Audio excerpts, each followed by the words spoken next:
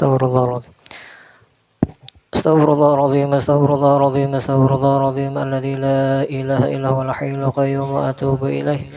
إلى حضرة النبي سيدنا ونبينا ومولانا محمد صلى الله عليه آله وأصحابه وأزواجه الكرام خصوصا إمام مهاجر الله أحمد بن عيسى وخصوصا إمام فقيه مقدم محمد بن علي باعلوي وصول إبراهيم خصوصا إمام عبد الله بن علي بن محمد حاد صاحب الراتب وخصوصا إمام حبيب علي بن محمد الحافظ صاحب المولد خصوصا إمام مؤلف هذا الكتاب الشيخ سليم بن سمير الحضرمي وخصوصا إمام الحبيب محمد رشاد القدر وجميع مشايخنا وعلمنا على هذه وكل نصال بسير الفاتحة.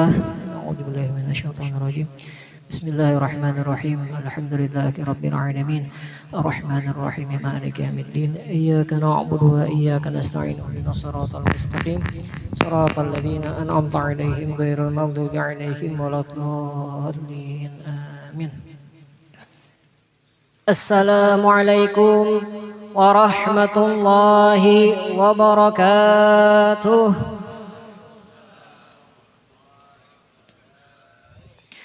بسم الله الرحمن الرحيم. الحمد لله رب العالمين نحمده ونستعين ونستغفره ونعوذ بالله من شرور أنفسنا ومن سيئات أعمالنا من يهد الله فلا مضل له ومن يضلل فلا هادي له. أشهد أن لا إله إلا الله وحده لا شريك له وأشهد أن سيدنا محمدا عبده ورسوله ولا نبي بعده.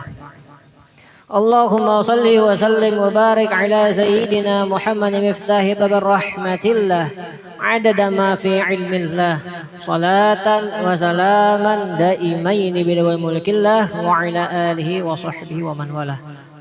قالوا سبحانك لا علم لنا إلا ما علمتنا إنك أنت العليم الحكيم ولا حول ولا قوة إلا بالله العلي العظيم.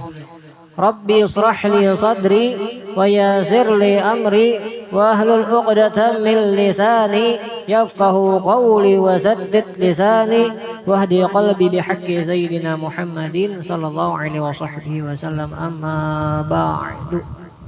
Alhamdulillah, segala puji bagi Allah Subhanahu wa taala yang mana Allah telah memberikan kita taufik, hidayah, inayah, pertolongannya kepada kita agar dapat berkumpul di majelis ini lagi, yang insyaallah majelis tersebut diberkahi dan dari Allah Subhanahu wa taala. Amin amin ya rabbal alamin. Dan tak lupa pula salawat serta salam selalu kita haturkan kepada keharibaan kita, suri tauladan kita, panutan kita, ikutan kita. Siapakah beliau? Ialah baginda Nabi besar Muhammad sallallahu alaihi wasallam serta keluarga beliau, sahabat beliau, pengikut beliau ila yaumil qiyamah. Amma ba'du. Alhamdulillah. Sebelum kita memasuki kitab sebelum kita memasuki kitab ini, terlebih dahulu alhamdulillah kita ada kiriman pesan video langsung dari Profesor Al-Habib Alwi bin Hamid bin Muhammad bin Syihabuddin dari Tarim Hadramaut Yaman, yang mana beliau ingin menyampaikan suatu muqaddimah untuk majelis kita ini. Ada videonya, akan ulun perlihatkan. Nah, ini langsung video dari Profesor Dr. Alwi bin Syihab. Sidin mendoakan untuk majelis ini yang bunyinya mulai.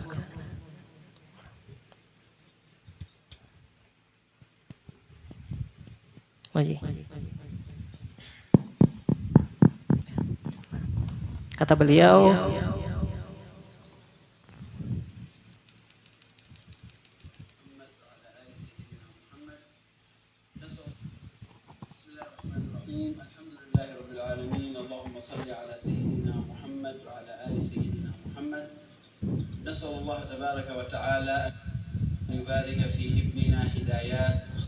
kata beliau dimulai dengan Bismillahirrahmanirrahim. Beliau mengucapkan Bismillah, terus Alhamdulillah, kemudian salawat serta salam kepada Rasulullah Sallallahu Alaihi Wasallam, dan beliau ucapkan juga kepada kita ونسأل الله تبارك وتعالى أن ينفع به المسلمين وأن يبارك في مجلسه المبارك. Dan kata beliau, aku meminta kepada Allah semoga diberkahi selalu anak kami yang bernama Hidayat, kata beliau. Itu ulun kan, karena kenapa di sini beliau mengatakan anak kami? Karena setiap murid yang ada di pondok pesantren beliau di Tarim sana, beliau katakan kepada murid tersebut anak. Maka karena itu ulun dikatakan beliau anak kami. Terus apa kata beliau tadi bilang? Semoga Allah jadikan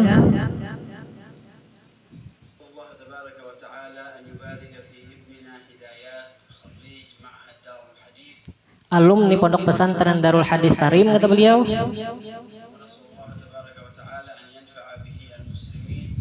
Semoga bisa memberikan manfaat untuk kaum muslimin yang ada di tempat tersebut, kata beliau. Dan semoga diberkahi majelis tersebut, kata beliau. Yang aku beri nama majelis tersebut dengan nama Nurul Hidayah, kata beliau. Aku meminta kepada Allah semoga Allah jadikan majelis tersebut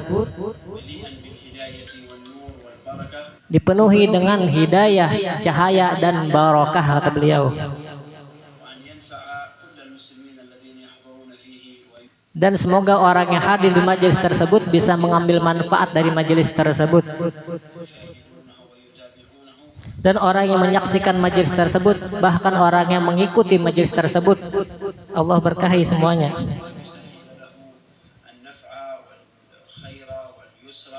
Allah mudahkan untuk orang tersebut mengambil manfaat dari majelis itu, kebaikan dan petunjuk majelis tersebut. Dan semoga diberkahi seluruh orang yang hadir di majelis tersebut bisiril Fatihah, kata beliau. A'udzubillahi minasyaitonirrajim. Bismillahirrahmanirrahim. Alhamdulillahirabbil alamin. Arrahmanirrahim. Maliki yaumiddin. Iyyaka na'budu wa iyyaka nasta'in. Ihdinas siratal mustaqim. Shiratal ladzina an'amta 'alaihim ghairil maghdubi 'alaihim waladdallin. Amin. Alhamdulillah kita langsung dapat doa daripada mudir ulun di Tarim Hadramaut Yaman, ialah Profesor Dr. Al-Habib Alwi bin Hamid bin Muhammad bin Syihabuddin. Semoga dengan berkat doa beliau kita yang hadir di sini mendapatkan hidayah, cahaya dan barokah dari Allah Subhanahu wa taala. Amin amin ya rabbal alamin. Dan sebelumnya juga ulun sampaikan minggu dahulu ulun minta ridha bahwasanya ulun mengatakan minggu dahulu majelis ini ialah majelis lanjutan daripada majelis Habib Muhammad Arsyad Al-Qadri Raud, dan ternyata setelah dikonfirmasi ke pihak keluarga bahwasanya majelis tersebut belum dipastikan lanjut. Karena demikian dan dipastikan lanjutnya insya Allah setelah manyaratus beliau, katanya. Andaikan kita belum mendapatkan izin melanjutkan majelis beliau, itu tidak dipermasalahkan. Insya Allah kita masih lanjut. Karena apa? Karena atas perintah dari guru ulun juga, Profesor Dr. Al-Habib Alwi bin Hamid bin Muhammad bin Syihabuddin, untuk melanjutkan majelis atau membuat majelis baru. Andai kata kita mendapatkan izin juga, alhamdulillah kita bisa melanjutkan majelis Habib Muhammad Arsyad Al-Qadri. Insya Allah kita lanjutkan majelis beliau. Semoga dengan berkat melanjutkan tersebut, beliau di sisi Allah Subhanahu wa taala ditempatkan di tempat yang terbaik dan mendapatkan surga Firdaus di sisi Rasulullah sallallahu alaihi wasallam. Amin amin ya rabbal alamin. Yuk kita masuk ke dalam kitab Safinatun Najah. Halaman 11. Nah, kita masuk ke halaman 11 yang berjudul Rukun Islam. Nah, halaman 11 kita masuk kitab Safinatun Najah, Rukun Islam. Faslun arkanul islami khamsatun.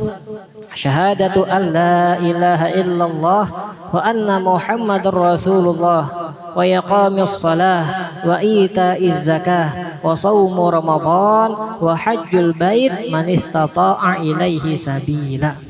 Yang artinya rukun Islam itu ada 5, kata musannif. Pertama, bersaksi bahwa sesungguhnya tiada Tuhan selain Allah Subhanahu wa taala dan Nabi Muhammad adalah utusan Allah Subhanahu wa taala. Yang pertama rukun Islam. Dan yang kedua, mendirikan salat. Sudah kita tahu yang mendirikan salat, rukun Islam yang kedua. Rukun Islam yang ketiga ialah mengeluarkan zakat. Nah, mengeluarkan zakat rukun Islam yang ketiga. Dan yang keempat, berpuasa pada bulan Ramadan. Artinya wajib berpuasa kita di bulan Ramadan yang keempat. Dan yang kelima, menunaikan ibadah haji bagi orang yang mampu menunaikannya. Artinya di sini bagi orang yang kada mampu bang, kada wajib menunaikan haji. Ini bagi orang yang mampu. Nah, karena ini ringkas, akan ulun rincikan lagi dibacakan di dalam syarah kitab tersebut yang berjudul Nailur Raja. Yang dimaksud arkanu itu apa sih? Yang dimaksud rukun-rukun itu apa? Kita tahunya kan rukun ada 5 aja. Rukun salat ada 17 aja. Rukun wudu ada 6 aja. Tahunya rukun aja. Apa sih rukun tuh? Kita mesti tahu rukun itu apa? Definisi rukun atau pengertian rukun. Rukun secara istilah agama kita ialah ibaratun an juz'in minal mahiyah la tatahaqqaqu illa bih. Rukun itu ialah suatu ibarah daripada bagian dari intisari yang tidaklah mantap intisari tersebut kecuali dengan bagian itu. Contohnya kayak ini. Misalkan rumah itu kata ahli bangunan, misalkan rumah ini bila hendak kokoh kuat tiangnya harus 5. Jar ahli bangunan harus 5. Misalkan bangunan tersebut tiangnya ada 4 kah? 4, apakah mungkin masih dibangun bangunan? Apakah mungkin masih dibangun rumah? Masih mungkin. Tapi apa? Bangunannya kada kokoh. Artinya kada kuat bangunannya, tapi masih mungkin dibangun. Nah, kayak itu juga rukun nih. Andai kata kita di dalam Islam, rukun Islam itu ada 5. Syahadat kita laksanakan, sholat kita laksanakan, puasa kita laksanakan, zakat kita laksanakan, 4 rukun sudah kita lakukan. Tapi naik haji bagi yang mampu. Andai kata kada mampu pan, apakah kada dikatakan Islam? Dikatakan Islam juga.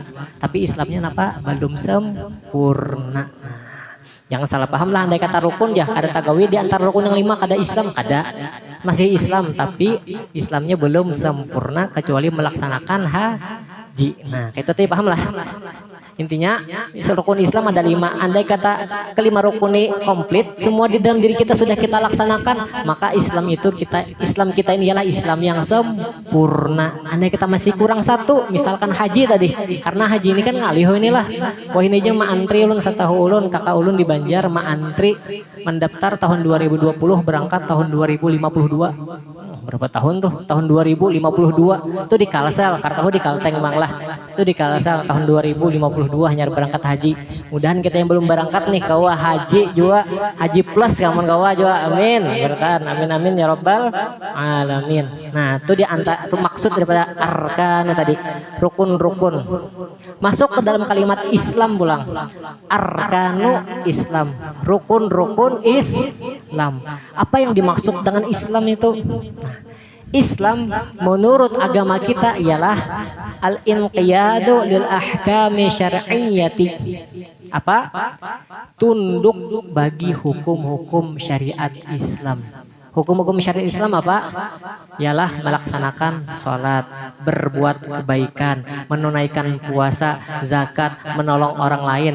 Yang bukan hukum syariat Islam nggak ya Pak? Menggibah misalkan, atau bermain judi, mabuk-mabukan, berzina, berpacaran. Intinya yang di luar daripada syariat Islam yang dianjurkan oleh agama Islam oleh Rasulullah dan Allah Subhanahu wa taala, itu ialah bukan daripada kategori istilah daripada yang dimaksud dengan kalimat Islam. Paham dari situ? Islam itu ialah sesuatu yang disyariatkan oleh Allah dan Rasulullah sallallahu alaihi wasallam. Itu yang dimaksud dengan kalimat arkanul Islam, rukun-rukun Islam. Kata musannif juga sini, wa'lam annahu la yasihhu dukhulu fil Islam illa bi sittati syurutin al-aqlu. Ketahuilah olehmu, kata musannif, bahwasanya bagian-bagian bahwa ketahuilah tidaklah sah masuk pada Islam, artinya kadang sah nih Islamnya, illa bisittati syurutin, kecuali dengan 6 syarat. Bila orang hendak masuk Islam itu dengan 6 syarat. Apa syarat pertama? Al-aqlu, berakal. Misalkan orang gila kita suruh masuk Islam, sah lah Islamnya? Kada sah, karena orang tersebut kada berakal. Karena syarat pertama masuk Islam berakal, yang pertama. Yang kedua, bulugu, baligh, atau bila di umur, bila lakian paling mentok umur 15 tahun atau mimpi basah. Tuh balik tuh syarat orang masuk Islam juga. Andai kata nih dari lahir agamanya non Islam, misalkan kita ajaki masuk Islam, inya ba Islam, apakah sah Islamnya? Kada sah, tapi bagus. Kenapa? Dijarakannya agama Islam sampai umurnya 15 tahun hanyarnya ba Islam, itu bagus. Apakah diperbolehkan? Diperbolehkan benar. Misalkan nih ada orang kada Islam, misalkan dari lahir kita ajaki Islam, apakah sah Islamnya waktu kekanakan? Kada sah. Tapi kita ajarkan otomatisnya cinta dengan Islam sebelum waktu balik. Pas waktu balik kita ajak masuk ke dalam Islam, mau kita dapat pahala memerdekakan budak. Nah, orang masuk Islam tuh ganal pahalanya. Di antaranya yang kayak tadi tuh caranya, kekanakannya masih halus, misalkan agamanya lain Islam, kita ajak pas sampai balik kita suruhnya masuk Islam, mau, itu besar benar pahalanya. Karena syarat masuk Islam ialah balik. Paham? Alhamdulillah. Lanjut lagi, syarat yang ketiga ialah ikhtiar, kada terpaksa. Misalkan orang ini non Islam, dipasung, diikat di pohon bambu ke di pohon mana kan diikat, misalkan tangan kita ada parang, ada pistol, be Islam ada ikam jah. Nah jadinya bila aku kada be Islam jah, aku jangan mati jah, aku masuk Islam aja. Itu Islam kita apakah sah? Kada sah. Karena Islamnya apa? Terpaksa. Paham? Lanjut. Ya sudah, itu terpaksa kada sah. Andai katakan terpaksa sah. Yang syarat yang keempat apa? Wa nutqu bi syahadataini. Mengucapkan dua kalimat syahadat itu sudah pasti dah. Karena agama yang paling mudah masuknya tanpa syarat apapun. Mungkin ini syarat dianggap, tapi bagi kita kan ada syarat apa? Ialah Islam. Karena Islam cukup mengucapkan dua kalimat syahadat, asyhadu alla ilaha illallah wa anna muhammadar rasulullah. Coba agama lain, diantaranya ada agama lain bila masuk ke agama tersebut perlu batajun ke banyu, benyalam. Pokoknya di YouTube tuh banyak tuh yang syarat orang masuk banyak leh. Nah ya kalau baptis juga aja macam-macam, benyalam ke banyu lah, intinya banyak lah. Coba Islam apa? Syaratnya cukup satu, mengucapkan dua kalimat syahadat. Sangat mudah masuk Islam. Makanya Islam itu mudah tapi pahalanya luar biasa besarnya. Nah, itu syarat yang keempat. Syarat yang kelima apa? Muwalat, wajib bersambung. Misalkan kayak apa? Contohnya nih, asyhadu alla ilaha illallah wa anna muhammadar rasulullah, itu bersambung.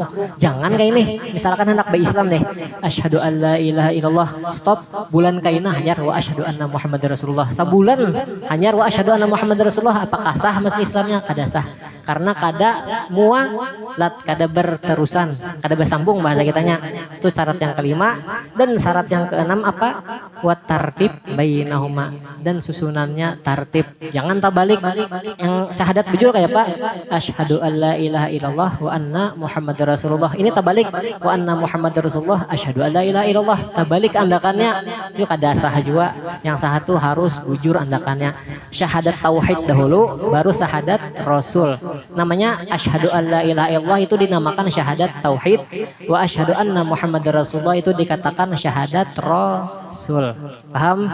Ya kita lanjut. Itu penjelasan tentang syahadat tadi. Dan yang kedua apa?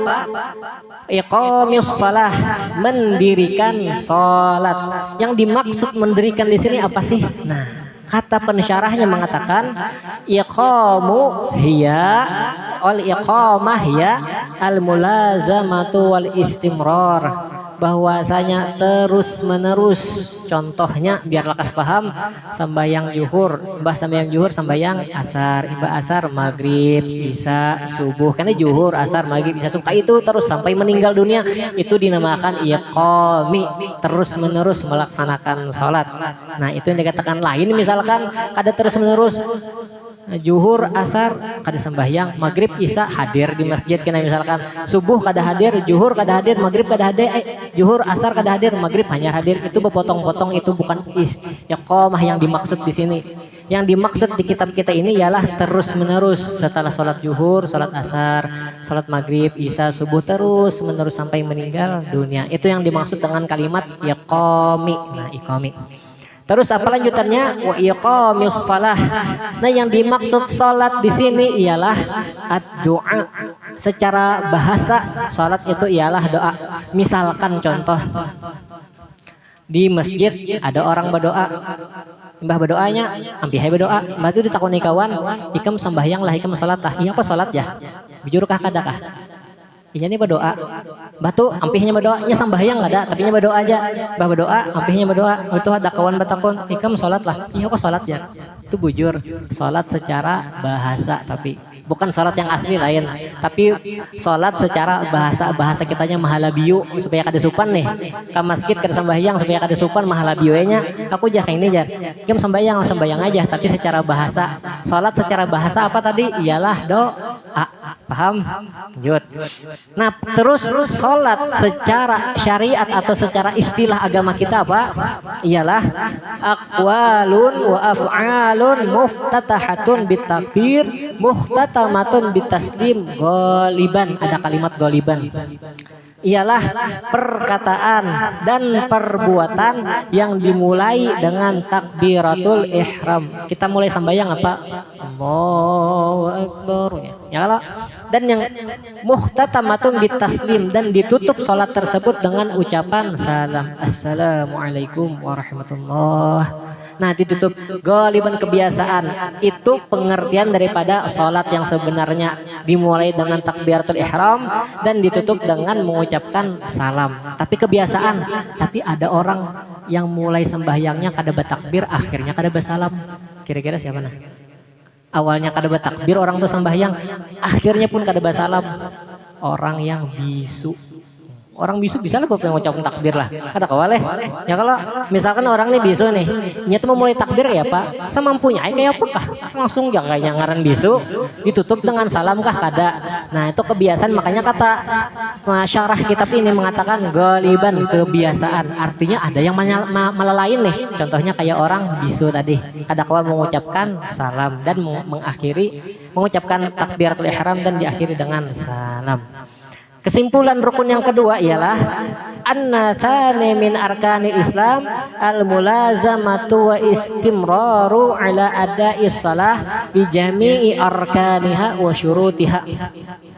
Bahwasanya rukun Islam yang kedua itu ialah melazimi terus-menerus atas melaksanakan salat dengan seluruh rukun-rukun salat dan syarat-syarat salat. Artinya rukun-rukun salat itu ada, syarat-syarat salat itu ada. Karena bila sampai babnya insyaallah di kitab kita ini jumlah rukun salat ada 17. Misalkan di kitab kita yang di kampung-kampung dalam bahasa Melayu, bahasa kitanya atau dalam bahasa terjemah, terkadang rukun salat itu ada 13. Nah, tapi di kitab kita ini pacangan 17. Apa tambahannya kira-kira? Tuma ninah. Nah, tuma ninah wajib juga Pak Ai. Tuma ninah, makanya misalkan rukun salat kada ditambahi tuma ninah jumlahnya 13, tapi misalkan rukun salat ditambahi tuma ninah seperti yang disebutkan di dalam kitab yang akan kita baca nih, nanti rukun salat berjumlah 17. Nah, itu kan jadinya. Dan sedangkan syarat-syarat salat ada berapa? Di dalam kitab kita akan disebutkan nanti jumlah syarat-syarat salat itu ada 8. Nah, 8 syarat-syarat salat. Masuk kita ke rukun Islam yang ketiga. Nah, ketiga lagi lah. Waktunya masih belum setengah jam. Rukun Islam yang ketiga ialah mengeluarkan zakat. Nah, mengeluarkan zakat ini apa sih pengertian rukun yang ketiga ini? Ialah anna thalitha min arkanil Islam i'ta'u zakatil lil mawjudin minal mustahaqqina fi'lan 'inda tamakkuni minhu. Artinya Rukun Islam yang ketiga itu ialah mengeluarkan zakat bagi orang yang ada. Maksudnya siapa orang yang ada? Daripada orang yang berhak menerima zakat ketika mungkin menyerahkan kepada mereka. Contohnya mungkin kayak Pak, misalkan kayak kita sekarang, kita kan kewajah keluar santai, karena yang merampok, karena yang binatang buas. Misalkan orang-orang bahari anak bazakat tuh beli lihat tuh di muka lawang, adakah misalkan perampok, adakah pencuri, adakah hewan buas. Itu kadang mungkin misalkan keluar jangan terbunuh orang bahari, tapi orang kita wah ini kayak apa? Wajib kita melaksanakan zakat. Karena apa? Karena kadang mungkin ada hewan buas, kadang mungkin ada perampok, kadang mungkin ada begal. Karena andai kata ada juga ada CCTV bukti kan. Nah, misalkan karena begal karena apa-apa. Nah, itu contoh misalkan yang kemungkinan tidak mungkin untuk melakukan pembayaran zakat. Dan orang yang berhak menunaikan zakat ini ada berapa golongan? Disebutkan di dalam Al-Qur'anul Karim, innamas shadaqatu lil fuqara'i wal masakin wal 'amilina 'alaiha wal mu'allafati qulubuhum wa fir riqabi wal gharimin wa fi sabilillah wa ibnis sabil fariidatan minallah wallahu alimun hakim. Kesimpulannya dari ayat Al-Qur'an surah At-Taubah ayat 60 tadi, jumlah orang yang berhak menerima zakat itu berjumlah 8 golongan. Yang pertama ialah fakir. Definisi fakir itu apa? Nah, fakir ialah seseorang yang tidak memiliki sumber penghasilan. Seseorang yang tidak memiliki sumber penghasilan atau kemampuan jasmani yang rendah. Artinya inya ini sudah kareda gawian, awaknya kurus misalkan, begawi kada kawa apa-apa, tuh dikatakan fakir. Tapi di udah kita ini jarang itu. Di udah kita ini apa? Golongan yang kedua ialah miskin. Nah, pengertian miskin itu apa sih? Miskin ialah seseorang yang memiliki sumber penghasilan, ada aja nih gawian ada aja, tetapi tidak cukup untuk memenuhi kebutuhan sehari-hari. Andai kata tuh begawi misalkan sehari 100.000, kebutuhan sehari 150.000 misalkan gitu, nah itu dianggap miskin. Sekalipun orang tersebut kaya, misalkan nih, ini nih bisi rumah puluhan, misalkan 2, bis rumah 3, tapi kebutuhannya sehari misalkan sehari 150 juta, sedangkan penghasilannya 100 juta sehari, itu dikatakan miskin juga. Karena apa? Karena kada mampu membutuhi kebutuhan sehari-harinya. Kebutuhannya berapa? 150 juta, sedangkan penghasilannya berapa sehari? 100 juta. Misalkan tuh orang sugih, apakah mungkin dikatakan miskin? Mungkin. Contohnya kayak tadi, pengeluaran tidak sebanding dengan pendapatan tidak sebanding dengan pengeluaran, tuh dikatakan miskin juga. Sekalipun kaya orangnya, kita pandang nih, sekalipun kaya itu dikatakan miskin juga. Itu golongan yang kedua. Golongan yang ketiga ini mustahil di zaman sekarang. Siapa? Riqab itu ialah budak. Karena kita budak lah. Nah, kada untuk zaman sekarang budak ini kada mungkin. Dan yang keempat, yang keempat nih rancak juga yang keempat nih. Tapi mungkin jarang orang menjuluk yang keempat nih. Padahal yang keempat nih berhak juga apa? Garimin. Garimin itu seseorang yang berhutang untuk kebutuhan hidup dan kesulitan.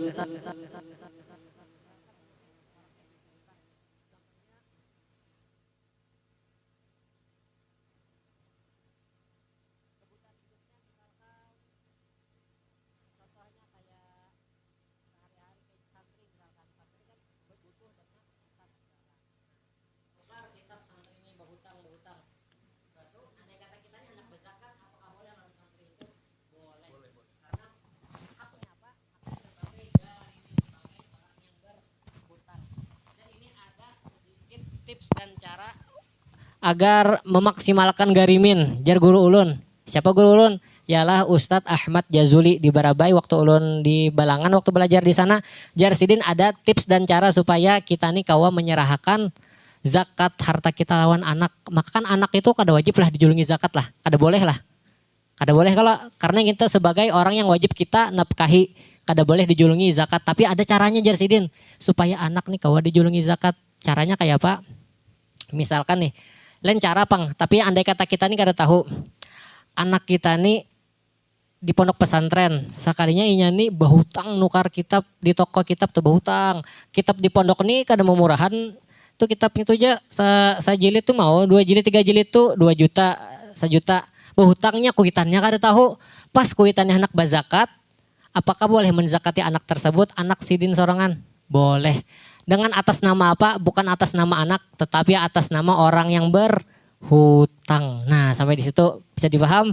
Misalkan nih, kita bisi anak di pesantren. Sakanya anak kita nih berhutang lah, tukang kitab, tukar kitab punya bedi diaman 1 juta 2 juta. Pas bapak dah ke rumah, bah ulun aja ada bisi hutang ya tukang kitab. Pas bandar kuitannya anak membayar zakat harta, menyerahkan ke anak, apakah boleh? Boleh, tapi atas nama anak tersebut sebagai orang yang berhutang. Itu diperbolehkan. Bukan atas nama anak, bukan atas nama anak, tapi atas nama orang yang berhutang. Itu kata guru ulun Ahmad Jazuli Barabai. Jadi diperbolehkan saja. Dan yang kelima apa? Mu'allab ialah seseorang yang baru masuk Islam. Kenapa ini wajib dikasih zakat? Karena orang yang mu'alaf ini andai kata awal masuk Islam sudah diberi-beri macam-macam, diberi baras, diberi duit, otomatisnya berpikir aku aja hanya masuk Islam banyak dapat bebarian orang ya kayak mana lawas masuk Islam ya. Nah kayak itu. Aku aja hanya masuk Islam diberi orang duit, diberi orang baras, kayak mana aku lawas di agama Islam jar. Tuh yang nomor berapa tadi? Nomor 5. Nomor 6 fi sabilillah. Ialah seseorang yang berjuang di jalan Allah dalam bentuk kegiatan dakwah, jihad dan sebagainya. Artinya definisi fisabilillah ini ialah orang yang berperang di zaman Rasulullah SAW berperang tuh. Tapi apakah dikatakan fisabilillah ulama yang menyebarkan dakwah? Pendapat yang kuat mengatakan bahwasanya ulama yang menyebarkan dakwah itu bukan termasuk fisabilillah. Pendapat yang kuat. Namun ada pendapat yang sangat lemah kata guru ulun mengatakan bahwasanya ulama yang berdakwah itu termasuk fisabilillah. Nah, tapi yang lebih afdolnya kayak apa?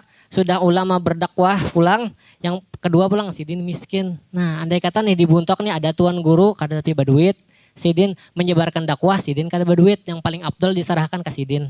Karena sidin apa? Menyandang 2 gelar, kedua fisabilillah, yang pertama fisabilillah, yang kedua sidin menyandang gelar miskin. Nah, itu lebih afdal menyerahkan zakat harta ke orang tersebut. Itu nomor 6 dan nomor 7, Ibnu Sabil.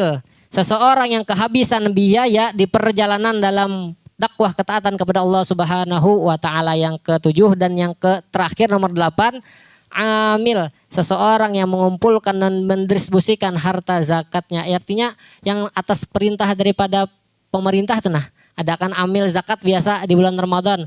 Tuh amil zakat itu atas perintah daripada pemerintah. Jangan maulah amil zakat sorangan, itu bukan termasuk amil. Tuh banyak kita di kampung-kampung nih, maulah amil sorangan ya, disuruh pemerintah lah kada. Nah itu bila ulah kayak itu apa hanya dapat bagian zakat fitri misalkan, biasa zakat fitri lah kada dapat bagian. Karena itu bukan atas perintah dari pemerintah. Yang dimaksud di sini amilnya ialah atas perintah daripada pemerintah. Nah, itulah 8 golongan yang wajib, yang berhak untuk diberikan zakat. Masuk rukun Islam yang keempat ialah puasa.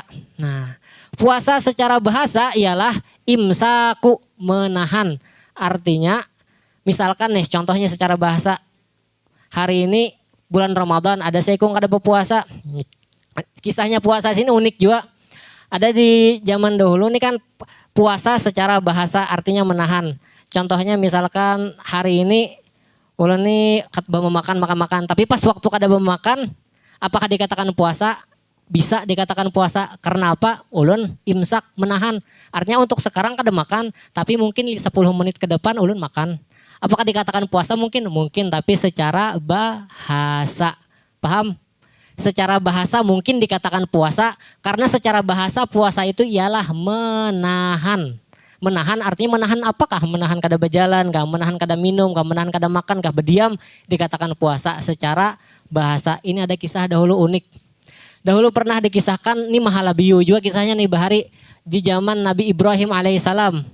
Zaman Nabi Ibrahim alaihissalam bahwasanya di zaman tersebut raja yang sangat jahat ialah Raja Namrud. Nah, Raja Namrud.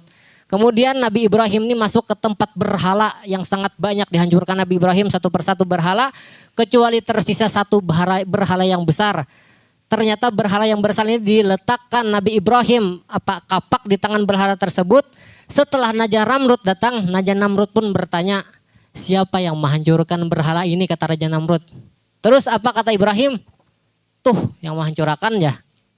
Maksudnya tuh apa? Mahalabio nih. Ini maksudnya kan, ini yang berhala ganal nih. Tuh aja. Maksudnya nih jempol, nih orangnya nih. Tuh aja. Paham lah. Ini kan jempol menunjuk ke diri Sidin, telunjuk menunjuk ke patung yang ganal. Yang dimaksud Sidin nih jempol nih, tuh orangnya aja yang kayak Mahalabio tuh. Dia dianggap Sidin itu menggawi dosa, padahal kada tuh ibarat apa ya, baik kitanya, ini kan Mahalabio lah. Mahalabio bahasa Arabnya bahilah aja. Nah bahilah tuh. Padahal Sidin itu kada menggawi dosa, kada berdusta, dasar malah bujur. Tuh aja Sidin. Ya maksud Sidin pakai jari jempol, tuh aja. Nah tuh orangnya menghancurkan berhala aja. Padahal nunjuk Sidin orang Nah kayak itu contohnya. Tuh kayak ini juga contohnya kayak Mahalabio tadi kan puasa lah. Iya aku puasa aja. Padahal kada ini dia menerai secara bahasa puasa. Nah puasa secara syariat apa? Yang dimaksud dengan puasa di sini ialah imsaku fi kulli nahari min Ramadan an jamil mufattarati. Ialah menahan pada tiap-tiap siang hari, artinya seluruh siang hari ditahannya daripada di bulan Ramadan dari seluruh hal-hal yang membatalkan puasa, dari terbit matahari sampai terbenam matahari yang kadang membatalkan puasa. Nanti kita jelaskan di akhir bab kitab ini, nanti penjelasan tentang pembatal-pembatal puasa dan apa saja yang membatalkan puasa. Dan yang terakhir ialah rukun yang kelima, al-hajjul baiti in istata'a ilaihi sabila, ialah berangkat ke Baitullah jikalau mampu ke Baitullah tersebut berjalan. Artinya bila kadang mampu berjalan kayak kita wah ini, mungkin lah berjalan. Kadang mungkin leh bapak sawat, tapi kayak ulun dari Tarim Hadramaut sana suah ke Mekah menggunakan bis. Nah, dari Tarim waktu ke Mekah itu sekira-kira waktu pakai bis, misalkan di luar bulan Ramadan, misalkan selain bulan Ramadan, jarak dari Tarim ke Mekah itu sekitar 3 hari 3 malam di bis. 3 hari 3 malam di bis. Itu dari Tarim menuju Mekah. Tapi misalkan di bulan Ramadan luar biasa, 6 hari 6 malam di bis hanya sampai ke Mekah. Karena yang dipersulit itu di perbatasan Saudi Arabia. Nah di situ dipersulitnya. Di situ mau tatahan 3 hari 3 malam sampai 4 hari 4 malam di sana Pak Ai. Nah makanya itu mungkin misalkan dari Tarim Hadramaut menuju ke Mekah apakah mungkin berjalan? Sangat mungkin tapi jauh sekali. Nah yang dimaksud yang al-hajju baiti man istata'a ilaihi sabila ialah secara syara al-qasdul baiti biniyatin nusuk, bertujuan menuju Baitullah dengan niat beribadah. Nah yang dimaksud al-hajj di sini ini ialah bertujuan ke Baitullah dengan niat ibadah. Ai laisa biniyati bai', tidaklah dengan niat jual beli. Wah ini banyak. Misalkan ke Makkah tuh napa jah kada hendak tawaf, kada hendak ke Baitullah, kada jah hendak berjualan ya. Soalnya di sana tuh harga berlipat ganda. Ulun membuktikan karena ulun bisi kawan di sana kan parokowan nih. Bisi kawan parokowan, ulun kada barokok tapi bisi kawan parokowan bahwasanya harga Marlboro di wadah kita berapa? Harga Marlboro tuh wah ini di Alfamart 55.000 ya sampai 52.000 ya. Tahulah di Saudi sana berapa harga Marlboro tuh? 150.000 sampai 200.000 sabungkus. Ayo, ganal benar lipat gandanya tuh deh. Nah makanya karena itu ada tujuan orang ke Baitullah tuh bayi hendak berjualan. Tuh bukan dikatakan haji tapi itu berjualan saja. Nah yang dimaksud di sini juga ialah rukun Islam yang kelima ialah qasdu Ka'bah bil hajji ala man wajada zadan dhahaban wa iyaban nafaqatan man talzimahu nafaqatuhu muddata dhahabihi wa iyabihi markuban in kana bainahu wa baina Makkah marhalatani aw akthar ma'astijma'i baqi syuruti wujubil madhkurah fi mahalliha.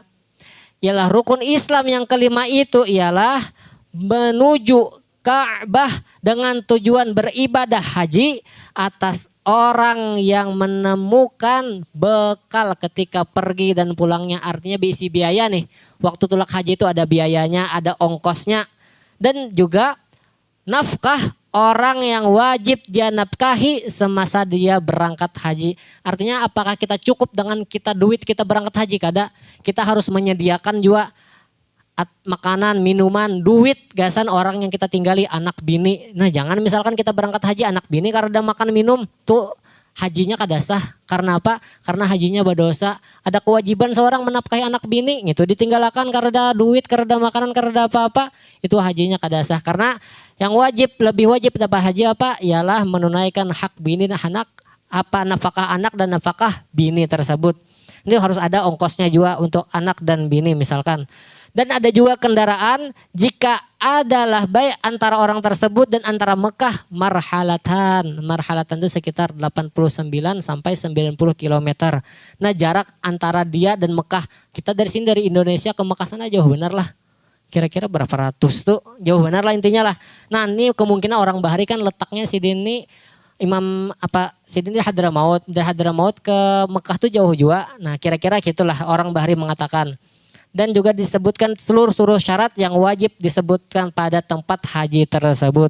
Nah itulah 5 penjelasan tentang arkanul Islam. Yang pertama tentang syahadat, yang kedua tentang salat, yang ketiga tentang zakat, yang keempat tentang puasa, dan yang kelima tentang naik haji bagi orang yang mampu. Nah mungkin sampai sini yang dapat ulun sampaikan, insya Allah minggu depan bila kita dipanjangkan umur, disehatkan badan semuaan, kita lanjutkan lagi.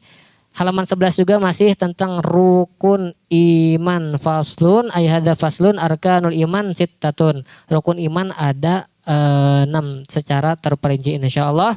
Semoga dengan pembacaan kitab ini Allah panjangkan umur kita, Allah sehatkan badan kita, Allah luaskan rezeki kita, Allah pahamkan kita dalam agama Islam, dan Allah matikan kita dengan husnul khatimah bi ghairi hisab wa ala hadhihi wa kulli niyatin salah bi sirril Fatihah.